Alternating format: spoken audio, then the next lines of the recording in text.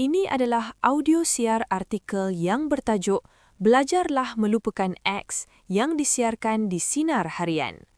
Hari ini, Merak Jalanan nak cerita tentang apa yang menarik di platform Threads sejak beberapa hari lalu.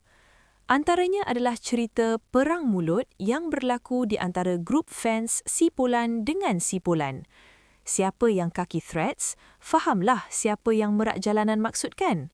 Jika ada yang tertanya-tanya, siapa lagi jika bukan fans artis yang dahulunya pernah berkahwin, kemudian berpisah dengan mendapat liputan meluas media. Ingatkan, selepas sebulan dua, tamatlah cerita mereka.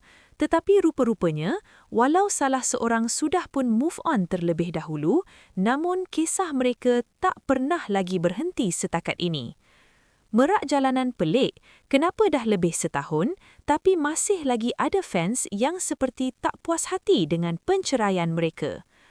Merak Jalanan sarankan kepada fans semua, belajarlah untuk melupakan X. Kalau kita fikir balik, kadang-kadang kita yang terlebih emosi. Kita yang marah, kita yang pertahankan, walhal artis tersebut kenal kita pun tidak, bau-bau bacang pun tidak, tetapi kita yang beria-ia seperti duduk serumah dengan artis tersebut. Sokong artis tu tak salah, tapi biarlah berpada. Jangan sampai bergaduh dengan orang lain hanya sebab kisah lama yang dah tak relevan. Lebih baik gunakan masa dan tenaga untuk perkara yang lebih bermanfaat seperti memperbaiki diri atau memberi sokongan secara positif. Akhirnya, setiap kisah ada penghujungnya. Kalau mereka yang melalui hubungan itu sendiri boleh meneruskan hidup, kenapa tidak kita sebagai pemerhati? Belajarlah untuk melepaskan, kerana kadang-kadang ketenangan itu datang bila kita berhenti memegang sesuatu yang sudah lama pergi.